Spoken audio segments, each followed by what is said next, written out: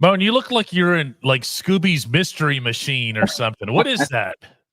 It's the best, man. I travel with my boys with my wife and my kids. So it's I think we've done it in here before.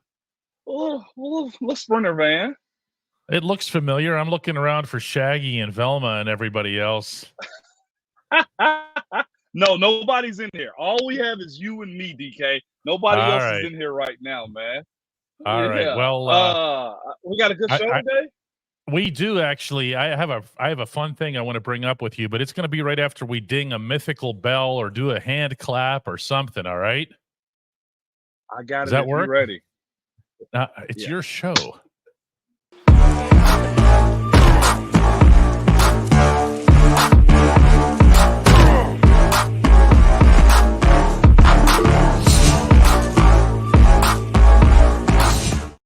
Welcome to the Ramon Foster Show. He is Ramon Foster, 11 years starting guard in the National Football League.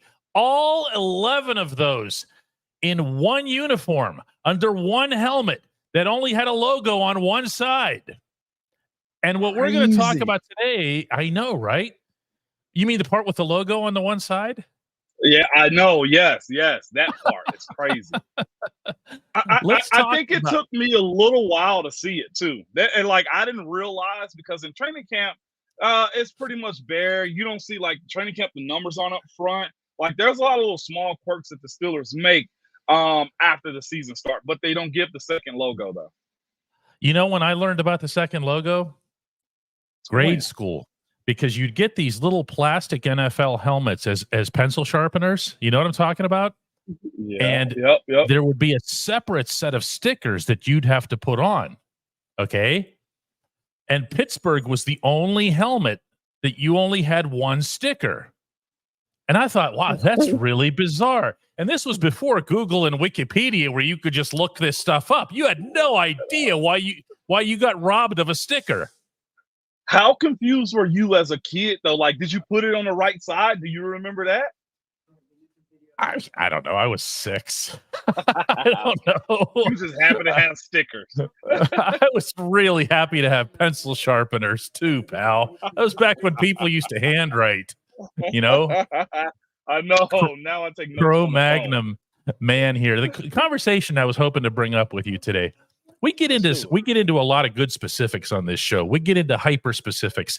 I want to back out and I want to ask you if you see one side of this team as carrying the other. Do you see, I think the obvious one there would be the defense. Do you think the defense is going to need to carry the offense as we've seen at times over the past 3 years? Is there a chance that the offense could be that for the defense? I don't know. Great question, DK. Mm-hmm. Because I somewhat had a similar conversation earlier today because there's a saga going on in the NFL that will not end. And it's called Brandon Ayuk. Yes. Okay. It's called Brandon Ayuk. Okay. There's a lot that goes into the conversation around him, draft picks, trades, money, etc. And also the mainstay in that conversation is the Steelers. The Steelers, I ain't gonna say are in a need because the best thing to do may be to just wait.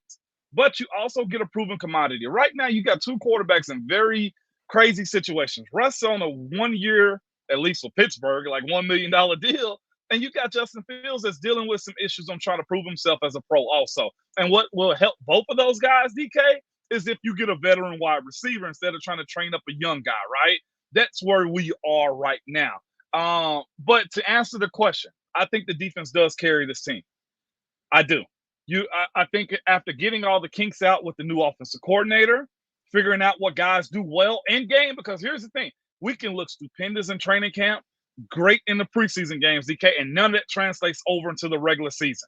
Because of that, I see the defense being one of the most steady parts of this team to be able to allow them grace to go win. Yes, I think the defense carries this team for the most part this year, DK. Okay, playing devil's advocate here with you.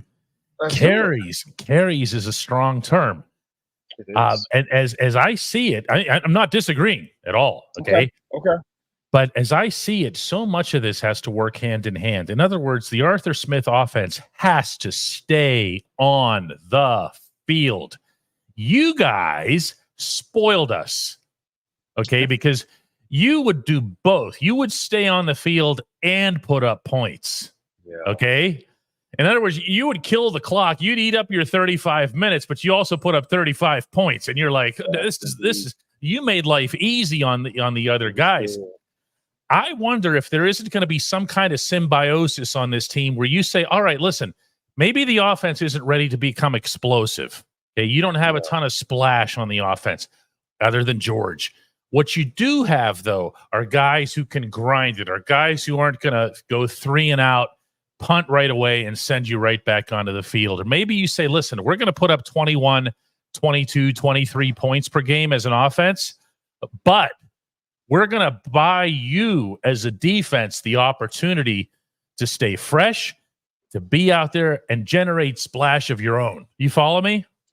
I do, but I love all of that, and I think you're 100% correct on that. I don't want to just fully agree with you on everything, okay? But that point was very valid, all right? When you're right, you're right. You guys were. That part was valid.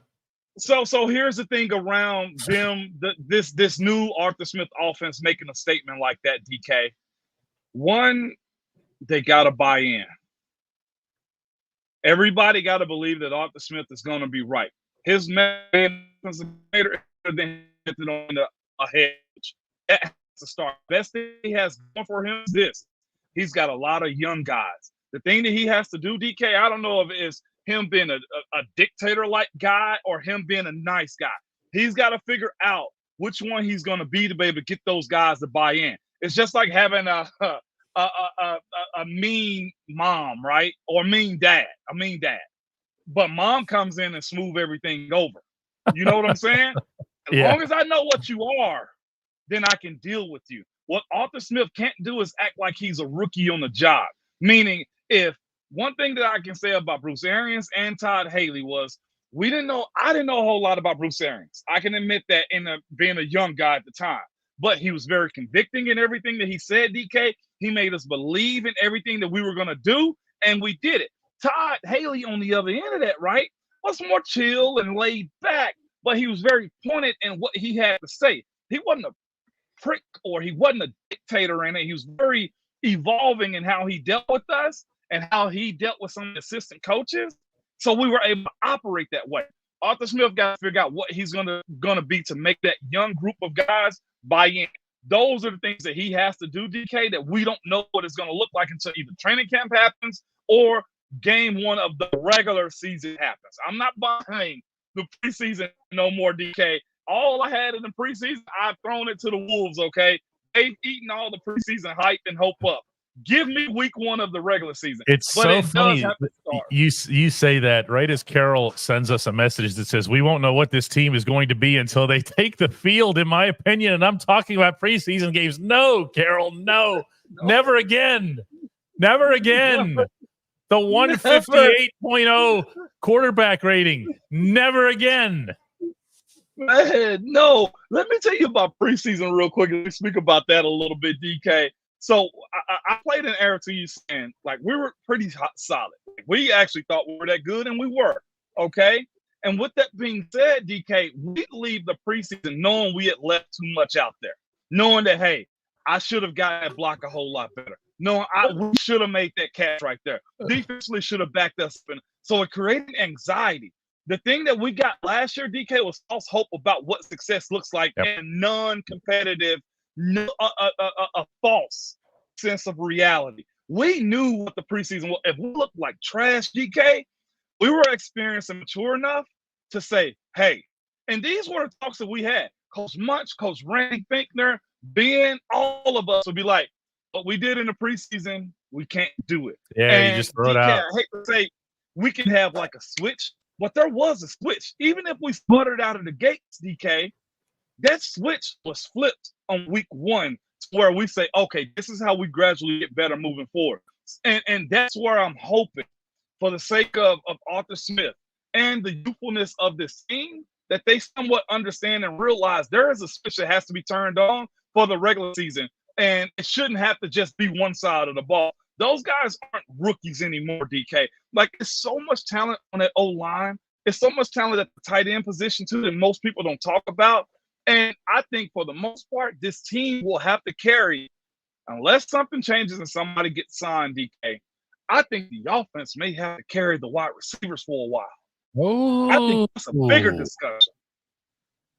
I'm not going to disagree with that one either. And I don't feel the need to agree with everything you say either. I just, but especially when you consider Roman Wilson's a rookie, when you consider Calvin Austin is going to be probably adjusting to a heightened level of responsibility, presuming there's no changes to the depth chart, right? Van Johnson's going to be, if he's involved, if he's heavily involved, Jefferson, if he's going to be involved, it's going to be heavily involved for the first time in 2 years because the Rams didn't use him and the Falcons didn't have a quarterback. So, wow. Okay. Yeah. All right. So that's why I guess your answer was the same as mine, is who's going to carry who. I expect the defense, with all the veterans that they have, to carry the offense. What you want, though, DK, is at some point through Arthur Smith, through the veterans that they'll have on their side, and you hope that Russ really embraces leadership. You hope Justin Fields backs him up. You hope, DK, that they're in a position that whatever deficiencies they have, and it's mostly offensively, that they spend time with simply getting better. If the passing game ain't working, or DK, I know we hate this at times, but if those sideline passes don't turn into 10 and 12 and 15-yard runs, then that run game, the young offensive line, has to carry the wide receivers, because we say what we want to about getting back to run the ball, DK, but at the end of the day, I think we've grown accustomed to passing the ball. I think the entire NFL passes the ball, and it'll be a shame if the Pittsburgh Steelers don't find a passing game consistent enough to compete if you're down 10 points coming out of the second half. Man, that's outstanding. We could end the show right there, except for one little problem. The thing that's coming up next is the only segment that matters, respectful to how good you were just now. And that's Hey Mom. Let's do it. At DK Pittsburgh Sports, we take pride in coverage that connects our city's fans to their favorite teams. Now, that connection's stronger than ever. Introducing our all-new state-of-the-art app. Find expert inside reporting and original podcasts. Check live box scores. Track the latest stats. Chat it up with our community of thousands of fans, all in one place. The new app from DK Pittsburgh Sports. Coverage that connects. And welcome back to the Ramon Foster Show. This is the only segment that matters. That's the Hey Moan segment. And the way that works is you just yell out, Hey Moan, and he responds. It's amazing. It's like magic. Right there from the Scooby mystery. What did they call the thing? This is a mystery van, mystery machine. Mystery van. I thought it was mystery van. We can call it whatever we want to, DK. You actually we'll call can. It the van. Yeah, it's definitely your vehicle. We'll get started with one from here, and then we're going to have we have a guest here at our downtown HQ and shop who wants to ask you a question as well. With Hanover Fist, a familiar voice says, "Hey Moan, are you excited for this season? Answer it straight." I'm guessing Hanover's Ohio State fan, by the way, with the red O's like that. DK, is that what that is? Also, you're asking the wrong guy. I'm the college guy. You're right. Yes. But yes. Point blank, Hanover Fist, yes, I am, because I want to see these questions be answered. I want to see Russell, a quarterback that's, in the same conversation with Ben in the sense of like the stardom, the NFL prestige, right? Russ has won a Super Bowl. I'm intrigued by that, DK. I'm intrigued by seeing how he resurrects career. So, yes, I am excited. And also, too, just what this defense can provide. Like, I want to see the Patrick Queen machine as far as the villain that he's kind of turned into in the AFC North. That's okay. That's okay. It is. So, yes, I am. And, DK, like I know, I've always spoken of what? After July 4th, that's when the NFL calendar really kicks off. And we're right there on the seriousness of football right now. Definitely. Hey, we have John here at our HQ shop, and he wants to ask you a question. You can hear, right, John? What's up, John? Okay. Hey, Moan. Hey, John. What up? I'm all right. So first off, today is a very special day. It's Wednesday, and I don't believe I heard a certain man in Tennessee say what day it is. So can you refresh everybody's memories, please? Hump day. God. Thank you kindly. Hey, that hit me in the heart right there. That was good, John. So, as the 11-year offensive guard, for our offensive line this year, we're looking potentially to the start, finish, or at some point in between. Broderick, Isaac, Zach, James Daniels, and then Troy on the outside. Yeah, 2 rookies. Second-year guy moving from right to left. A lot of changes, different quarterback. Yeah. I've heard a lot and seen a lot how the rookie wall can be real. So at the end of the year, particularly in playing all the division games on the back end, how much concern do you feel for this offensive line and how they're going to play down the stretch? Oh, John, that is heavy. That's like a training camp question right there. You already in football mode. Dang. 100%. John, to be real with you, it can be concerning because, again, the knowledge of knowing how to navigate it, it ain't many in the room. Like Isaac, I trust him. I trust James Daniels to also speak up too. But Zach's not an older guy. Troy's not an older guy. Broderick still is young. I mean, I don't know what's going to happen with Dan Moore. Hopefully, if he's not starting, you still get a great mentor out of him. So there's guys around that can help you with it, but nobody can honestly tell you how to navigate that rookie wall other than you putting your head down saying bleep it and just running like face first through the wall. Like, and that's why I've been saying a lot as far as like Russell Wilson. I'm hoping his veteran experience help guide those guys, and not just the wide receivers or the running backs, but like telling them dudes like, hey, there is a portion of the season where you got to make sure you go on to sleep, make sure you're doing prehab and not rehab, and doing as much as you possibly can to hit that weight room. Those are the things that have to happen this time of the year. It's concerning, John, but here's the thing too. Only way to get through that is to go through it. So they ain't gonna be perfect. I look at this group and say, I don't know if I've seen this accumulation of talent in the room at one time, though. Like, you got 2 first-rounders at tackle, potentially. You got a high free agent, 2 high free agents in Isaac and also and James Daniels. And then, of course, you got another high pick in Zach, right? The pedigree is high. So because of that, I know this for a fact. Coach Tomlin's going to play those little mind games with those dudes and tell them they're not rookies anymore and poke and prod. You can't see my hand, but he's going to poke and prod and do all kind of little things like that just to give them something else to navigate and challenge themselves for. Like, he used to do this with me, and I'm going, this is a long answer because it's such a great question. He, every day, I guess, to help me grow up in my first, like, 3-4 years in the league, he would simply tell me, I told this before, moan, don't take it. There was no need for him to tell me that in year 2 and 3, maybe even 4, but he knew that would get me going so that I'd accept that challenge of being a better pro. So that's one thing I give Coach Tomlin credit for. He knows how to psychologically just F with you. You see what I'm saying? And that group is going to need some of that.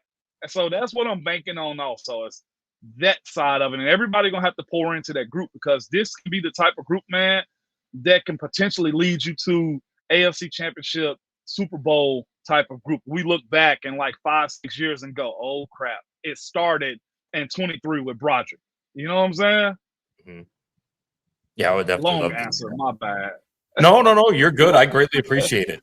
But thank you so much. I really appreciate it. All right, thank John, you so much. Appreciate DK. it. Yeah. All right, we're gonna go rapid fire now. Yeah, that was ready? That was such a great question, DK. That was good. It's good stuff. Good stuff. Are we ready? Okay. Yeah. This one from Trey Dog. I like says, "Hey Bone, if you had to pick one wide receiver that the Steelers get in a trade, would you go for DK Metcalf or Brandon Ayuk?" And then he wants to know my answer on this as well. I want Ayuk just so that nobody gets me and Metcalf mixed up because we look a lot alike. We're equally athletic and everything else. Yeah. Well, I'm going opposite because I feel this way, but I want DK Metcalf. Yeah, he's an AFC North type of guy. He's something else, man. AFC North type of wide receiver to me. He changes your entire profile. I somewhat have questions about Ayuk. I do. He's never been the premier guy. DK Metcalf has. That's a good way of looking at it, too. You never know what somebody is as number one until they are number one. You know, was Juju Smith? What was Juju Smith-Schuster? He was just fine as a 2, wasn't he?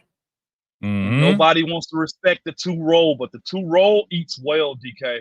Mm-hmm. Now, Reiner asks, hey, Moan, what is your opinion on the Steelers' schedule this season? Is it fair or not? It's fair, very fair. Because when you play our type of ball, this is the expectations of it too. And this is just how the schedule sets itself up. If I was inside the locker room, I just put my head down and go to work. There would be no excuses made inside of that building, Rainer, at all. I've heard you guys complain about Thursday games. I was there. Yeah. Yeah. But Okay. my thing is the opponents, no, screw it. Like that's one of those sick little things, DK. We put ourselves in the corner and say, watch us fight and beat everybody up coming out of this. Demond says, hey, Moan, always wanted to know, what does the training camp conditioning test consist of? It's real complicated. It's so cake. But here's the thing, though, Demond, it varies from team to team. Some teams want to grind you into the ground and see if you really worked out and where's a true pro. The Steelers, it was this. Everybody's timed, but we had to sprint 100, jog 50, walk back, break, do it again.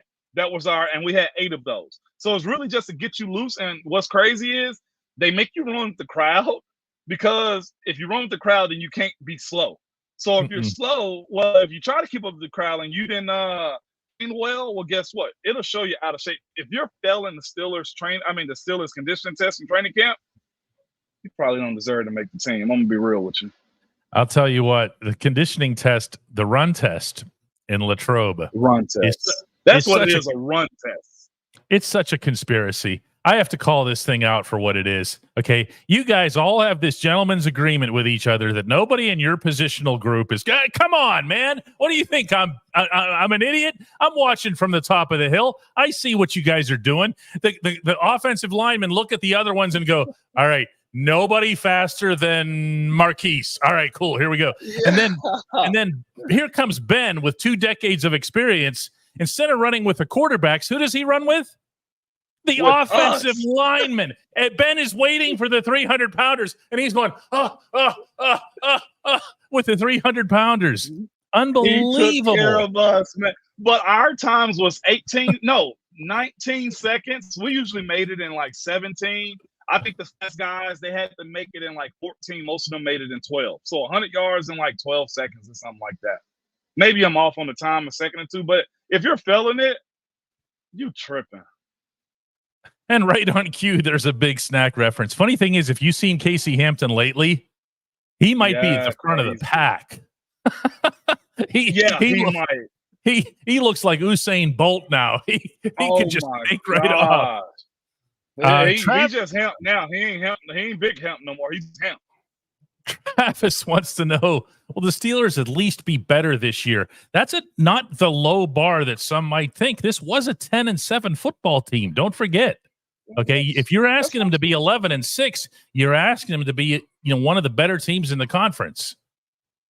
I think Travis is asking the question, will they be better in the postseason? To me, I think the biggest question for the Steelers is the postseason.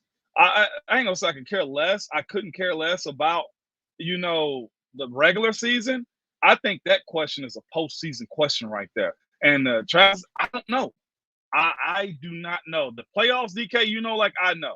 You can go 11-6 in the regular season, but as soon as the playoffs hit, DK, it's a totally different team you're going to play. Yeah. Yep. Yeah, with a totally different mindset, approach, schemes, all that other stuff. You're changing stuff up. You're inventing stuff. It's a different world, the playoffs. But then, it's one in which the team hasn't succeeded. And yeah, maybe that's what Travis was asking about, was how do you make it past that first hurdle? How do you do that? Go ahead. I got a good one, man. From my guy Ray. Ray puts up, how did the run test go when Mike Wallace was there? Not even impressive as the guy I'm gonna bring up. Go ahead. Cam Sutton. Really? That's interesting. Tell me about that. If you've never watched Cam Sutton run, he sprints the whole entire way, DK. And I think he usually runs all the way back. He don't walk back. And then his breathing, it's almost like he's a shark. This is his face. DK, this year, watch Cam Sutton. If he's still the same guy I think he is in the conditioning, he's not even breathing, DK. Elite. Wow. The most impressive person I've ever seen do the condition test is Cam Sutton. He's impressive athletically, that's for sure, and his ability to handle all the snaps that he has, including when he was playing outside, deep snaps, which means going 30, 40 yards downfield a lot of the time. Yeah. That's something special here. Yes. Leverage wants to know if anybody 100%. ever showed up actually out of shape in training camp when you played. I've heard of guys being out of shape, but they usually are veterans and they play themselves in shape by the week 1. And now what you have too is you have between OTAs and mini camp and everybody's on the south side, nobody's surprising anybody when they get to Latrobe in one direction or the other. Okay, they already know everything. They know what you weigh to the ounce. They're not going, oh wow, did you see so and so? I mean, they've been looking at you for months. Exactly. No, they can see, like, I've seen guys, drop like maybe 15 pounds or something like that. But like the conditioning test, you can overdo it and be in shape and then end up like looking trash. But like I've seen small guys fail the test more than I ever have bigs. That's good stuff. Here's maybe my favorite question here. And this is just for you. Chris wants to know, and then he asks, how's everyone doing? Then he says, hey, Moan, how are you? Yeah. What do you have to say to that? What do you have? What are you up to? Here's the thing. I'll be honest with you. I'll always say I'm good because I am, because we live in America and we got a bunch of like privileges here in this state, right? I mean, in this country. So I'm always good. If you're bad, then man, I'm hoping you're going to be good. Okay. But I've been in 5 different states in like the last 18 days with my kids. You really have. Yeah, I've Virginia, Florida, Georgia, Tennessee, California, and Alabama. That might be 6, okay, including Tennessee. But all in all, I'm good. DK know like I'm pouring everything I can into my boys, into my wife, and just trying to be everything I can for them. But all in all, I'm good. I'm never really bad. Our friend Chris Dolnack wants to know if you're grilling or smoking meat tomorrow. You're going to be back in time to do anything. I'm gonna do both. Yes. Wait, what? I'm doing both. Yeah. Well, I'm a smoke a shoulder and some ribs, but I'll grill some wings. There's a difference. Is there anybody better at cooking in general than the offensive linemen? Is there another positional group where you say, oh, those guys are better? Because all I ever hear about when it comes to cooking or whose house we're going over to, it's always an O-line guy. Is that just because you guys are big and they just assume you're good at this because you need to eat a lot? Because we got to make sure that we are eating, DK. I'll give it to D tackles and linebackers are usually pretty good at it too. Oh, okay. Yeah, D tackles and linebackers, and the quarterbacks because they can always pay for catering. Oh, wow. You just went there. So you go over to Ben's house and he's got 7 executive chefs spread all over the back lawn, right? Hey, the chef he had cooking for us, Chef Kevin, he was good though, DK. Oh my God, you know his name. That's the best. Yeah, Chef Kev, man. He was really good. I'm not even gonna front, man. But it's mostly the offensive line, though. Guys, when we come back, we're going to take care of a little bit of business here on the Ramon Foster Show. No doubt, man.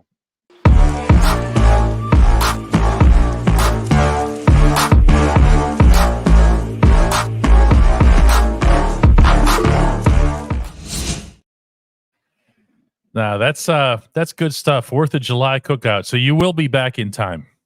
Yes, I will be back in time to be able to do that, man. I got a question for you. Okay. Do you think there will be a trade made with Dan Moore or Brandon Ayuk? Okay. Do you actually see something in this break period we're having? Here's what I think. The Ayuk thing I'm almost out on. Okay. I think something has to happen. I think they have to bring in a wide receiver. I really believe that. I don't know that it's going to be Ayuk. I think there's a lot more to it than that. However, where Dan Moore is concerned, we're now looking at a scenario where we know Broderick Jones is going to be the starting left tackle. Okay, he just is.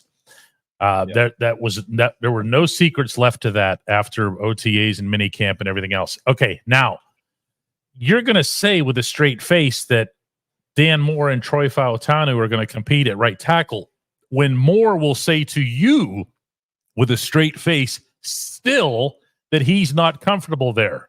Okay. That screams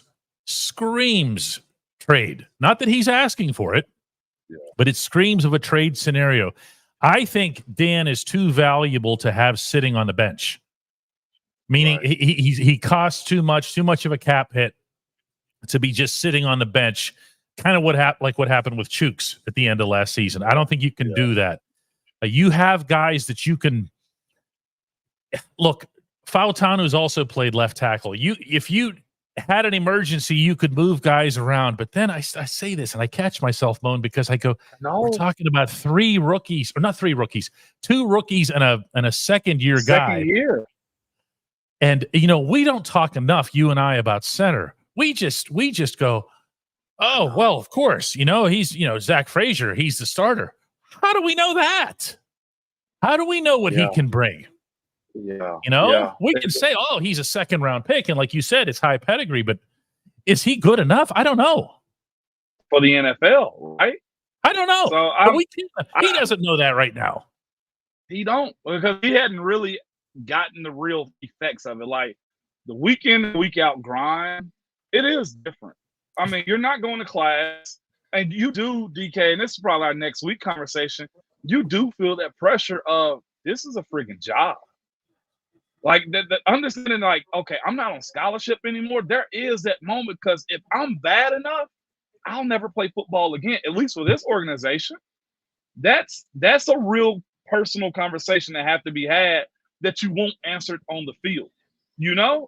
It's a big thing, and it almost seems like all of us, not just me and you, all of us are glossing over this. Like, all these 3 kids on the offensive line, this is going to be just fine. I saw the other day that even your friends at Pro Football Focus ranked the Steelers' offensive line as like the 6th best in the NFL. How? What the? Wow.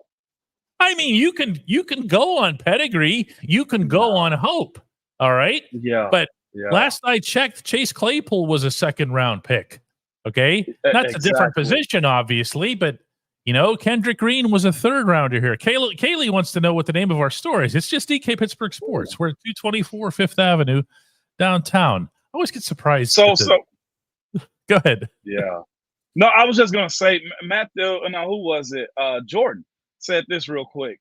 Jordan said, "I'm not concerned about Frazier succeeding. It's just a matter of time." But that's the thing. Is that 4 years from now? Is that 5 years from now? I don't know. We don't know. We don't know what kind of hiccups he'll have. We don't know what kind of issues he would have in Latrobe. We also don't know, by the way, definitively that Nate Herbig won't just come in and say, hey, this is my opportunity. I'm tired of standing on a sideline. I'm going to beat this kid out. And then maybe he does. So it's really, really, it just surprises me. That's all. Because I know how fans are. They're going to get stoked. And I'm guilty of the same. I'm not making an exception here.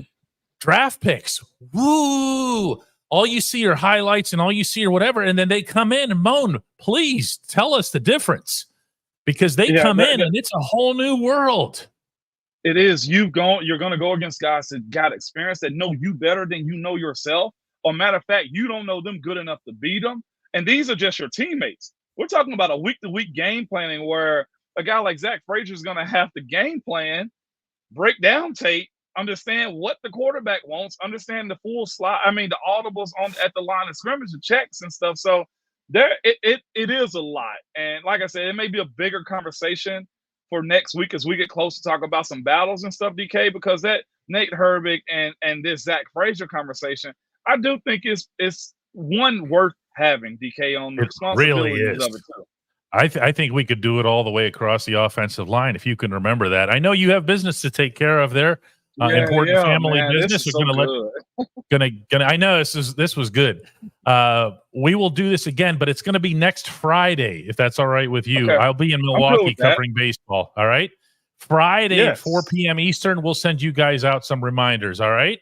And you drive safely over there, Fred. Fred driving the mystery machine. Hey, Steven, thank you, man. Just saw that come through there, man. That's awesome of you. By the way, as Steven just said, be good tomorrow. I'm popping fireworks too, so I'll make sure I come back with 10 fingers, okay? With that being said, hey, y'all know how we do it. Be good to one another. Have a random conversation. Call somebody you talk to in a while. Love on each other, man. Just be good.